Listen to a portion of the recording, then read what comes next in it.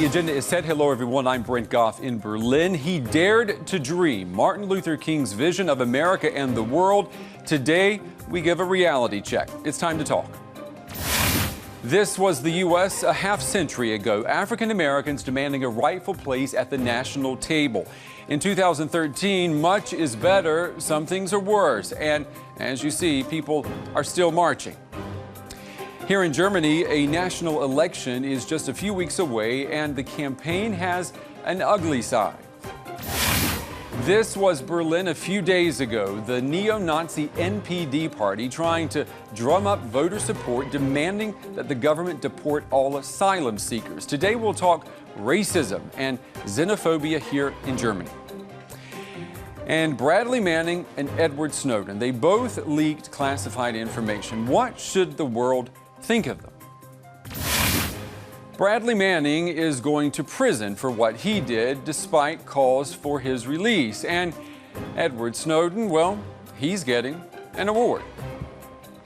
Well, I've invited three people today to talk, argue, and pry apart these headlines. My first guest is Christian Humborg. He is head of Transparency International Germany, and that is one of the sponsors of the Whistleblower Award that is going to Edward Snowden. Christian, it's good to have you on the show.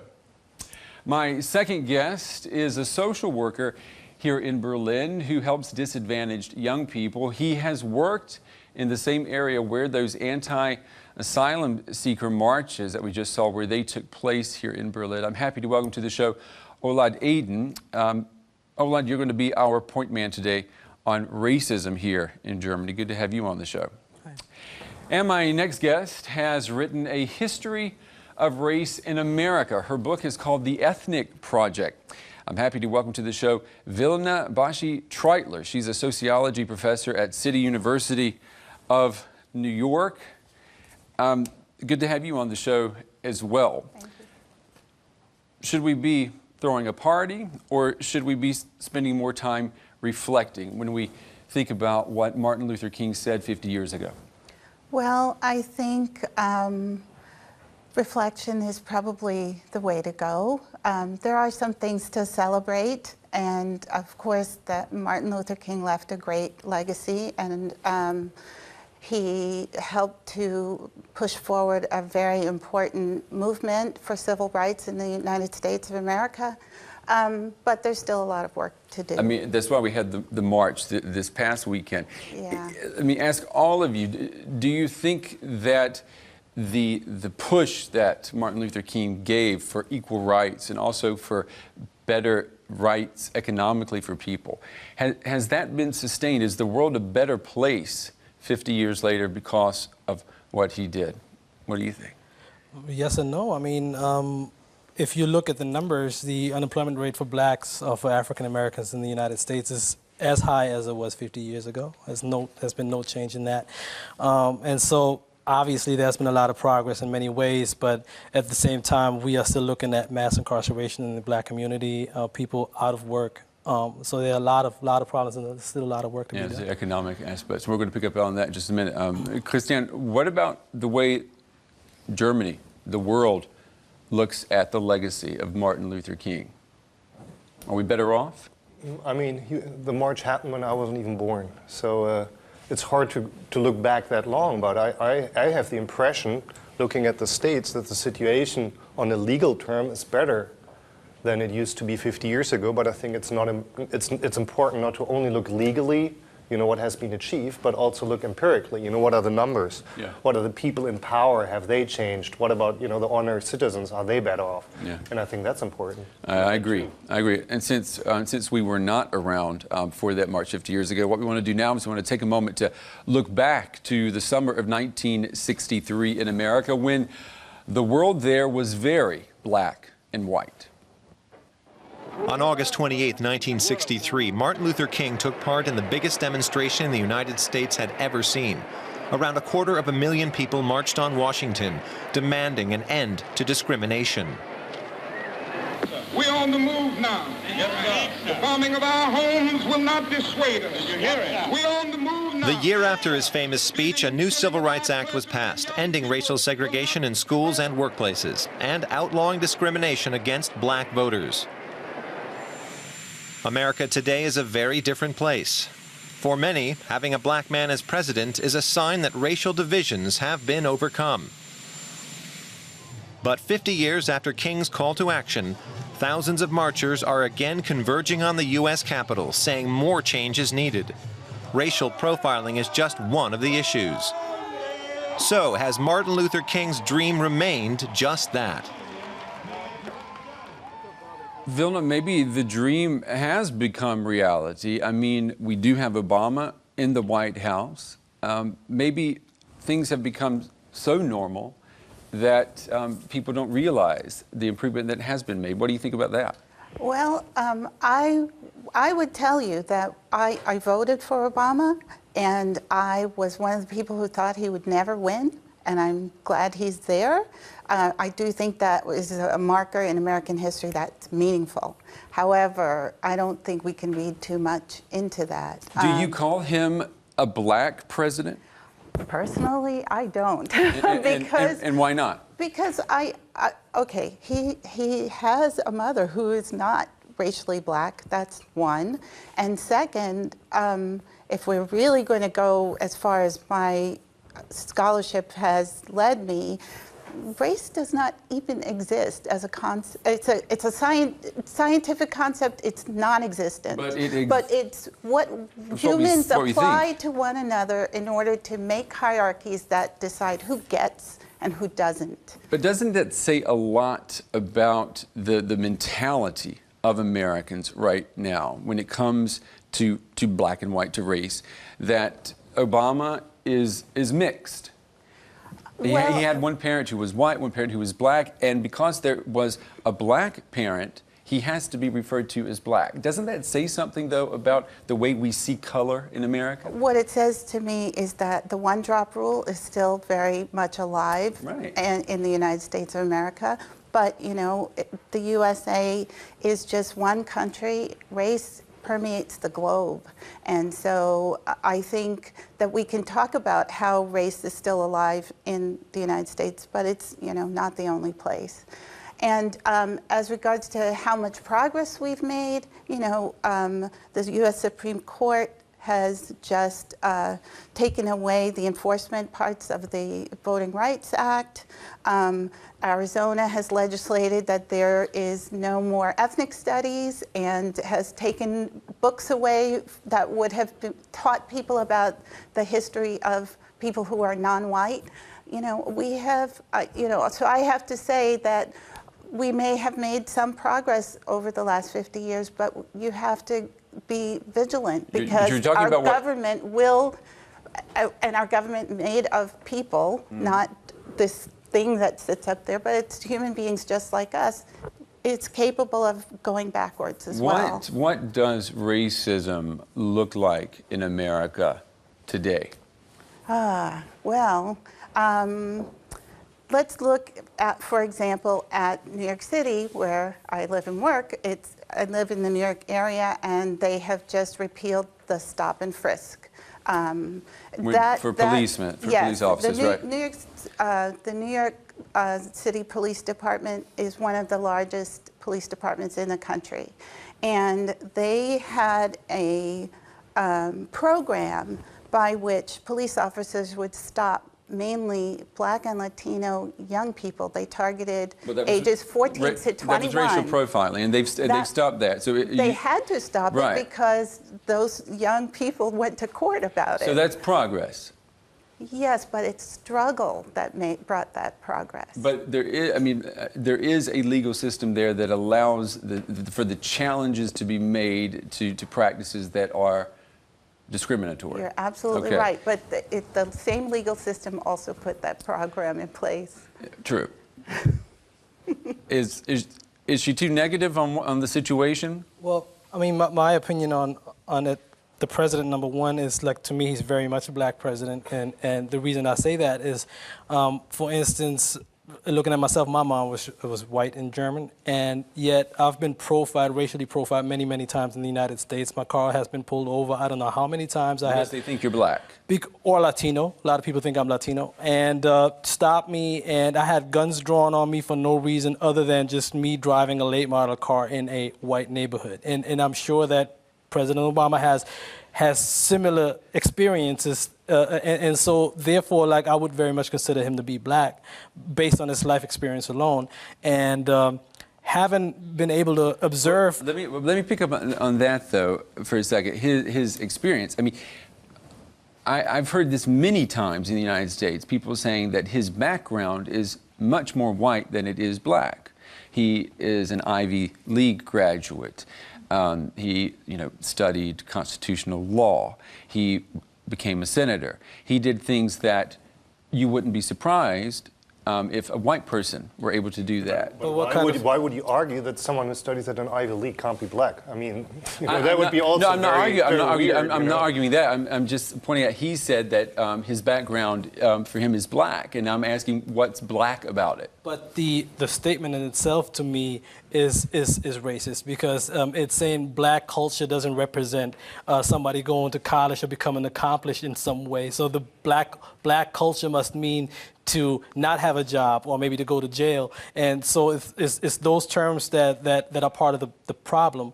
Also is haven't been able to observe what was going on within the last 6 years within this presidency. I've never seen a president is this heavily disrespected by other politicians.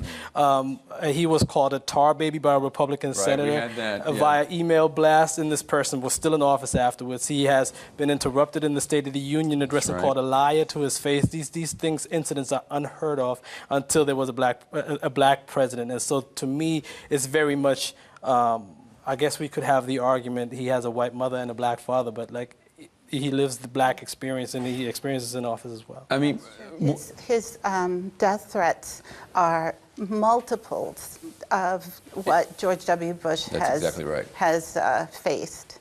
On the other hand, you do have to say he was a Washington insider. Otherwise, he would never have gotten the office. Exactly. And what is the black community in America doing to help itself? Well, if I can take that one on, I do think that they are the people who held this march this past weekend. In 1963, the marchers were mainly black, but 1 in 5 marchers were white. It was a very multiracial event. And in King's speech, he acknowledged the white participants in the civil rights movement and who were present at the march.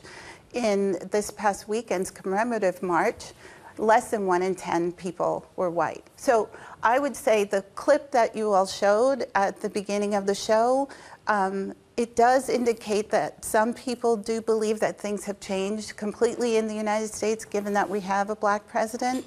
But I would say that we are definitely divided on our knowledge of and willingness to stand about racism, because it's no longer a unified society in terms of fighting for improved race relations. I mean, I will grant you the unity there is less than, I was thinking about this when my parents were in high school. Segregation was ending in the South.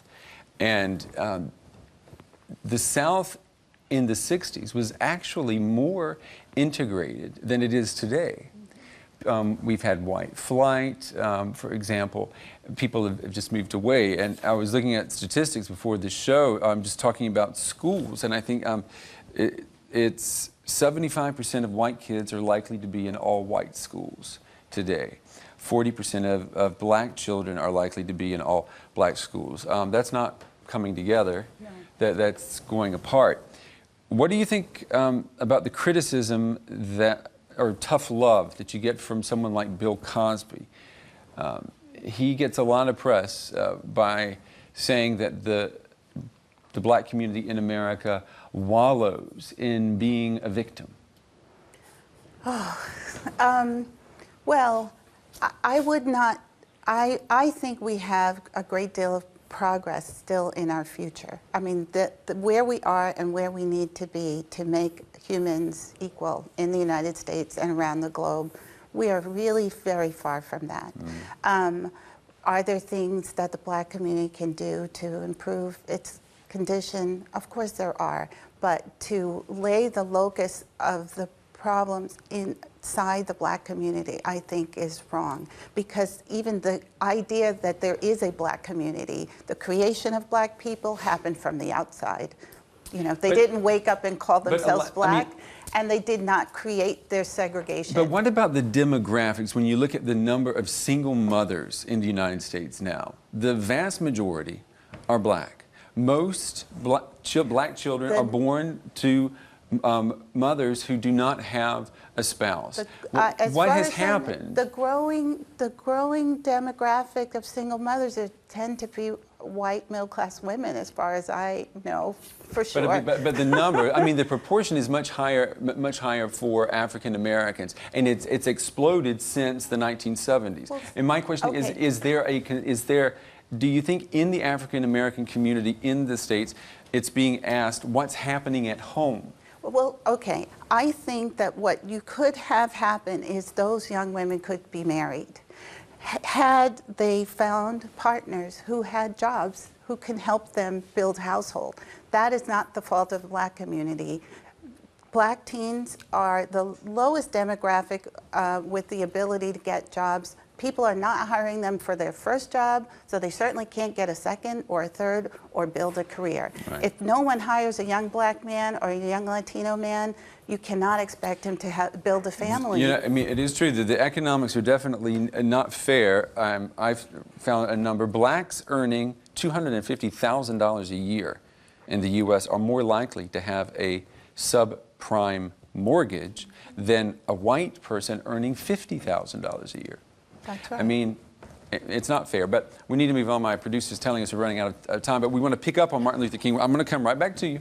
Martin Luther King's dream was not only for the U.S., it was also for the world, for everyone to live in a society that does not judge them by the color of their skin, to not be seen immediately as the other. Well, here in Germany, there is still some work to be done. The police and the security forces are often guided by racist ideas about criminals. That was the finding of a parliamentary committee here just last week. And in the run-up to elections, the far right in this country is once again trying to build political capital with that tired old group think of us versus them. As Germany gears up to vote in federal elections, racism is one issue that's high on the agenda. This weekend saw the far right back on the streets of Berlin, trying to win votes by stoking anger against a new shelter for asylum seekers. But anti-Nazi demonstrators were just as vocal. According to a new official report, racism also played a big part in one current scandal: the failure by police and security services to realize neo-Nazis were behind a string of murders. The victims were mostly people who came from Turkish backgrounds. For years, the authorities assumed they must have been killed because of links to organized crime. So how ingrained is racism in German society? Is what far-right parties are saying what a lot of German people are secretly thinking? Oh, Lord, you're the man who can answer that question. Do you, I mean, you live here in Germany, you're not white, you don't look like the majority of Germans. Are you facing racism and discrimination here every day? I would say so. I mean, in every day in very subtle ways. I have 2 children, and I try to raise them, you know, according to my standards. And I don't want race to be part of that. But it's you know, it's every day. Like I go to the opticianist with my 3-year-old daughter to buy a pair of glasses, and the lady selling me those glasses has to let me know right away that those glasses aren't free. I travel on speaking engagements. I went to Augsburg recently, and I'm in my hotel having breakfast. There's 30 people sitting there. I'm the only non-German person and non-German looking person, and the waiter comes directly to my table and asks me if I'm a guest of the house. Well, I'm saying, okay, can you at least do me the favor and ask the others, or at least to pretend to ask the others? And so it's a lot of experiences that I have every day that sort of let me know that I'm not quite part of the picture. What are you telling your children? Well, it's a difficult subject, especially now that my older daughter is 9 and she's in school, and they are reading books, Pippi Longstocking, and the whole debate about school books and using terms like nigger and referring to me as nigger. Yeah, we talked about that on the show here, about changing exactly, and books. I'm having many battles on that front right now in school, for instance, where they talk about the subject and the teachers told the kids not to use those terms anymore, and then turn around and read the same texts in school, where like they're refer to people such as myself 30 times as niggers, with stories of her father being thrown into the sea and coming to some island and becoming the king right away because he's the white guy and everybody else there is primitive. And so there is a tendency to trivialize arguments. So when you bring it up and when you call people on and tell them, look, it's not okay to call me that, and I have a problem with these books, then people tend to say, well, you know, it just happened to be that way 50 years ago, and there's nothing, we don't mean it in any, we don't mean it in a bad way. Well, let me pull in the other German at the table. Christine, what do you, you grew up with the fairy tales that he's talking about. Do you agree with him? I think, unfortunately, it's true what he's saying. I think it's the reality still. I don't know if this is something we would specifically find in Germany or not in any other country in Europe, which shouldn't be an excuse. But already the notion that we have a specific concept of a pigmentation of color when we refer to nationality already shows the challenge we're living with. I mean, the only thing that tells if someone is a German or not is the passport and nothing else, right? So we have a lot of like underlying notions, and I think it's very hard for people, specifically if they don't live in a diverse environment, to learn to overcome these segmentations that they're realizing very often. I think one thing which I personally think is a good example, leading in the right direction, is, for example, the German soccer team, where people can see that they're like successful people looking all very different from very different backgrounds. And I think that, for example, is something that, gives me some hope that maybe in 50 years, referring to the 50 years today, we'll have a situation that's better than today. What about the situation here in Berlin? I mean, you deal with lots of young people who are in these areas where the NPD, where the neo-Nazis are active.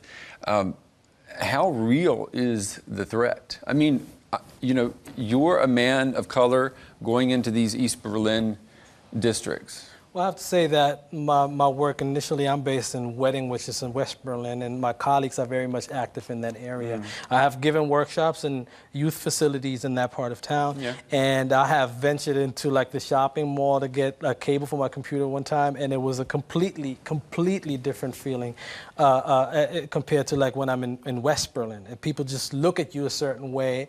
Either they think I'm Eddie Murphy or they don't like me very much, but it is obvious that there's some kind of problem. Well, if they think you're Eddie Murphy, at least they'll laugh with you. You know what I mean? But the thing is, so my daughters do horseback riding in East Berlin, in East Germany, in Brandenburg, and I drive out there every weekend.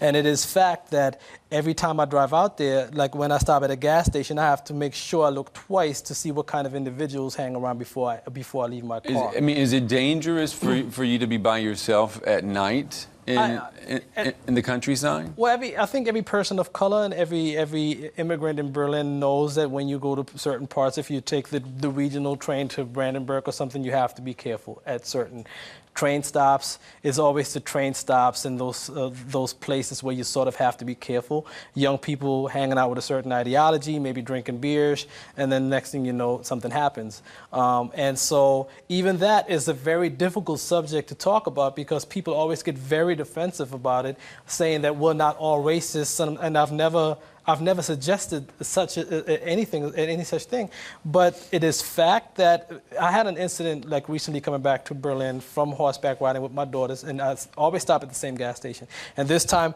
I didn't look in. I talked to my daughters. I said, I'm going to get some chocolate. I'll be right back. I walked into the gas station, and the sliding door opened up, and there were like 5 or 6 individuals, 30 plus, big guys. The whole room fell silent, and like the person behind the counter got really nervous. So I'm thinking, okay, what am I going to do now? Am I going to run away? Or am I going to go in and order my coffee? I ordered my coffee. She finished it up real quick, tried to get me out of it. I mean, did they say anything to you, or? Well, they looked at me for like 3 minutes. Nobody said a word, and I was contemplating in my head, okay, if something happens, I'm going to run around the corner so that my daughter doesn't have to watch me getting beaten up by these guys. And at some point, they ended up letting me go and didn't say anything else. But everybody who works with the far right tells you that the older ones, you don't have to worry about them because they don't get their fingers dirty or their hands dirty anymore. Okay. It's the younger ones that you have to. Then let me ask you. I mean, you're living in Berlin right now. Have you had any experiences being a black woman? I haven't personally, but I have to say that I think my little children have, and my husband's Austrian, so they look less black than I do. But see, this isn't this a but they pitfall? still look foreign. But isn't this a pitfall we fall into? You said your husband is Austrian, and when you say that, you assume that he's white, right? Yes. Right? Yes, that's right. So I meant a code word for white. No, I mean we do it all. We do it all the course. time, though. But I have to tell you this in order to tell you that I have a little blonde, blue-eyed child, and he has dreadlocks though because he has hair like mine, and that poor little boy who's a very sensitive, loving, intelligent child he has to pay for who his parents are. Do you see what I'm saying? And that's why I explain myself that way. So he has an Afro-Caribbean American mom and an Austrian father, and because of the accident of his birth, he has to pay for it because he walks through the world looking a certain way. Okay. I mean, and I would like to point out that he's paying for it at the price of other little children who are taught these things. Children aren't born with these ideas. They're not. And isn't it also just experience? I mean, in East Germany in particular, it's been a homogenous society. They don't have... No. I mean, first of all, I think there were also people from other countries living in East Germany, maybe with another percentage, but people from Vietnam or from Cuba, that's the one thing. And although I totally know that numbers might be different in East Germany, I think we have to be careful not to make up here like West Berlin and West Germany versus East Germany and East Berlin, because I think that doesn't cover the reality at all. There might be some areas in West Berlin where you might not like to go to the petrol station at night, and there are like other areas in East Germany where you would feel safe. So we shouldn't, careful considering that we had also there like a very weird segmentation within Germany. We shouldn't let that take over. I mean, we don't want everything to be negative. I mean, if you look at far-right extremist activity in Europe, Germany is certainly not the hotbed. I mean, you could find a whole lot more, for example, in France. So, I mean, I want to keep things in perspective. But how about the United States? Yeah. There's a far-right movement. A lot of people who come from the United States and come here who are not white say that they have more positive experiences here. We've heard that. I've heard that a lot as a reporter here in Europe. And that's been historically true also for many African American artists, writers, entertainers have said that their experiences in Europe are better. I mean, you could go to North America and live if you wanted to, but you choose to stay in Germany. Yeah, well, I'm actually American, but my daughters, we have a... You sound like you're from New York we have a little bit. We have a really good life here. I mean, we live in a really great part of town. I don't pay a lot of rent for a really great apartment. I don't have to worry about saving up all my money now so that my daughters have a chance to go to college someday. I don't have to worry about them being inadequately insured at some point. We have, this European socialism going on where everybody has health insurance, and those are things that I value very much, yes. Yeah, okay. Christian, before we move on, what would you say a positive or negative assessment for German society? I mean, I think the reason why people discuss racism in Germany maybe differently than in many other European countries is because of the German history. And if you think about the specific German history, Germany has a specific responsibility to deal with these issues because, you know, there is this notion you don't want to ever have something happening like that again. And I think Germans have a lot of focus on that, and I think it's good. You know, we really, there's a lot of public attention, and I don't want to give away with that. But then, for example, it totally overshadows the German experience with German colonialism or the part of German ships, actually Brandenburg ships, in the African slave trade, right?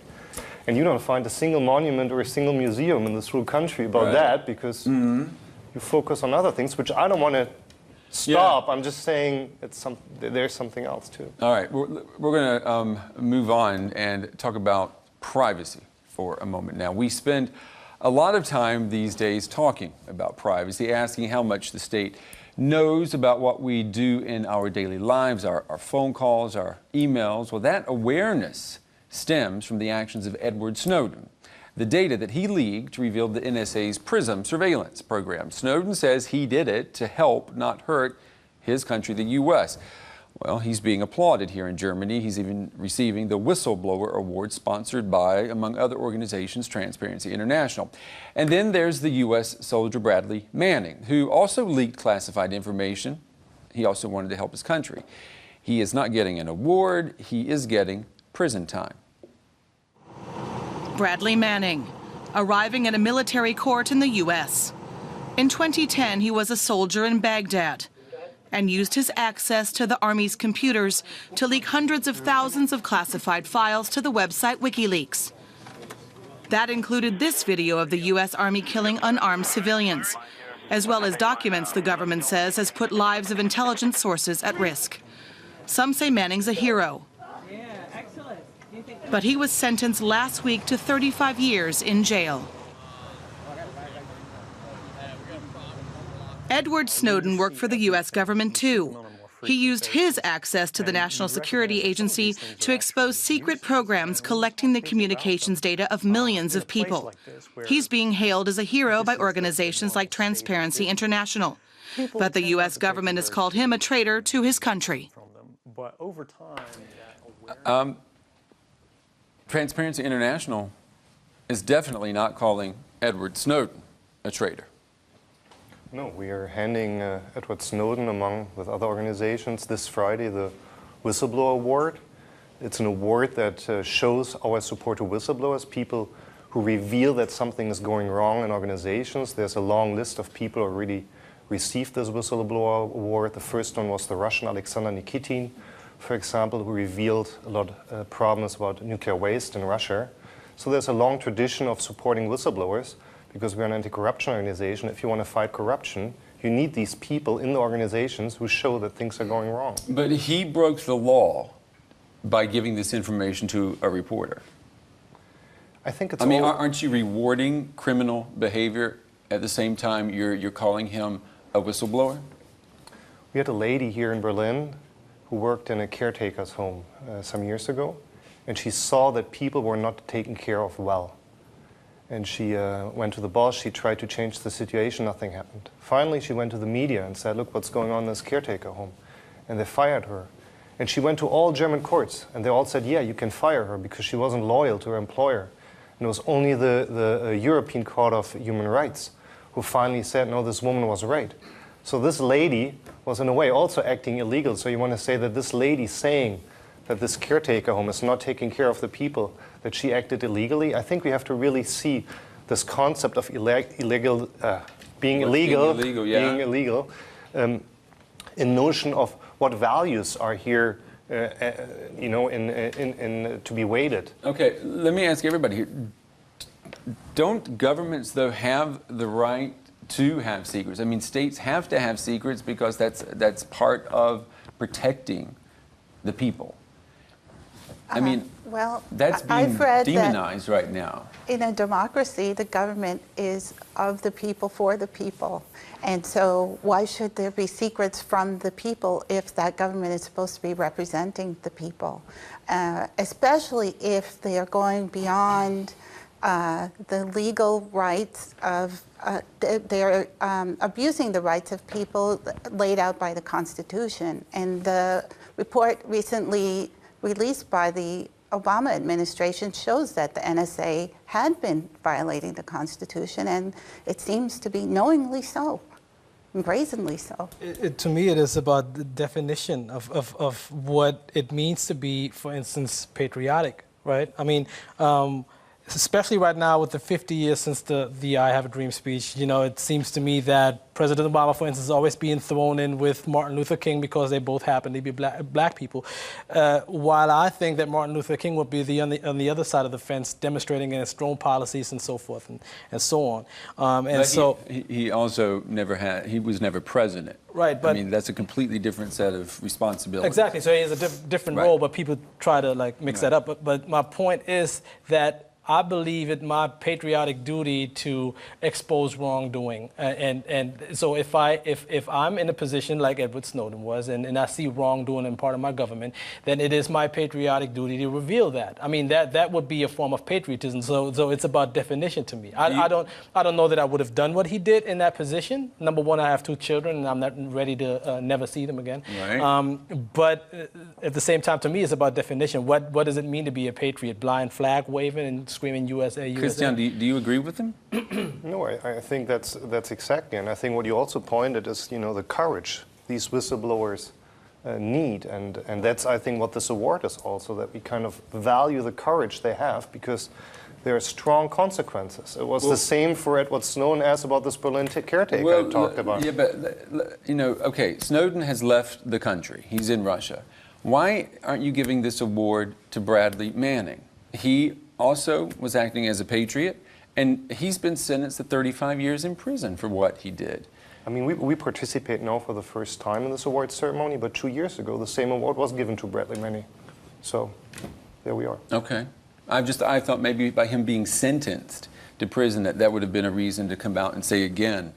I mean, is there anything that a group like Transparency International can do to register protest with what's happened to Manning? I mean, of course, we can speak out about it, that we think it's not right, and that, you know, to sentence him for 35 years for something that many people see as, to rephrase you, as a patriotic act. I mean, he revealed that US soldiers were killing 2 journalists from Reuters news agency, and that is something that, and I think that has also to do how governments deal with secrets, right? I mean, I don't think governments make no mistakes. That would be too much to ask for. But if they make mistakes, they should be at least be open about it. But I wonder too about whistleblowers making mistakes. I think we all are on the same page when it comes that you have to follow to your moral compass. And when you see something that's happening that's wrong, you know, you want to fix it. But what we've seen with Manning and with Edward Snowden is that a vast amount of data has been released, and what vast amount has been released like by Snowden? Hundreds of thousands of documents. By Snowden? I don't know that. Well, Greenwald has said that he has an arsenal. Yeah, but the key is that it has not been published and not revealed. Well, yes. And that's the important point, that we have 2 people. We have the whistleblower, who is, for example, going to a media organization, and then the media organization having the responsibility to decide what to publish and what not. Well, which we see in the Snowden case, for example, that what he claims himself, many things have not been published because he doesn't want to risk the life of people.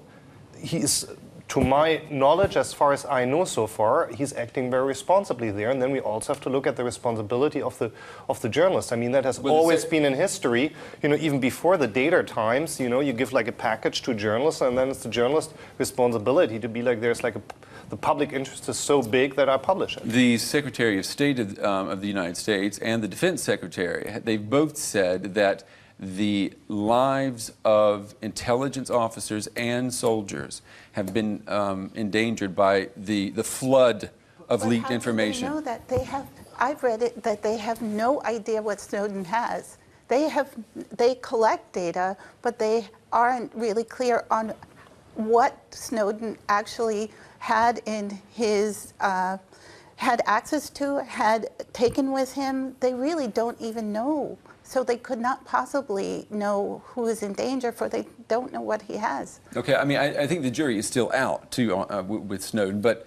Well, we can just press the rewind button and see what was being said about Daniel Ellsberg when he released the Pentagon Papers. And today he is an important man who travels the world.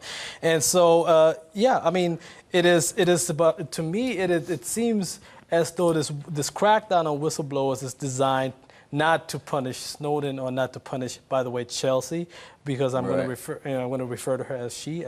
But anyway, it is really to get people to not release any more information in the future, like the future Edward Snowden, who might be in a position to reveal information. To intimidation. If we look what happened, like at the Guardian, you know, where they had to smash the computers. I'm like, this is either. Well, that's the UK. The Guardian has moved their reporting section to the United States because of the Pentagon Papers. It's now codified that journalists are protected if they're doing stories like this. So that, you know, that is the irony, right? The land of the NSA is also the land where journalists have incredible protection. Except the filmmaker Poitras is here in Berlin, doing her work here because she needs protection from the FBI. We want her to come on the show and talk to us about that, too. I hope she does. I'd love to see it. I hope she does, too. We're running out of time. Should Manning be going to prison? I mean, he's been sentenced to 35 years. What do you say, Christian? I think no. I mean, he revealed that there were wrongdoings. And the thing is, I mean, if you don't have, as an organization, proper channels where people can voice their concern, if you don't have that, then you can't punish the people who don't use the channels that are not existing. If you have a proper channel system within your organization, but if you have someone who allegedly already potentially lied to Congress in March, is that the guy you want to go to and be like, I think we're doing something wrong here? Yep. I mean, who would risk that? Let me ask you, Olan, what do you think? Should he be going to prison? Well, it's a difficult question, and I don't feel to be in a position to make a statement on that. But what I can say is that I've seen the movie that he had released, and so my suggestion would be not to crack down on the whistleblower, but to crack down on the behavior. All right, we're going to have to wrap it up there. Thanks to all three of you for coming on the show today. That's going to wrap up my agenda this week. Keep the conversation going. Chime in at Facebook or Twitter. You can tweet me at Brent Goff TV. And remember, our inbox is always open. You can always send us an email. And don't forget, you can watch the show again on our website and on YouTube. I'm Brent Goff in Berlin. Join me next time when I set the agenda.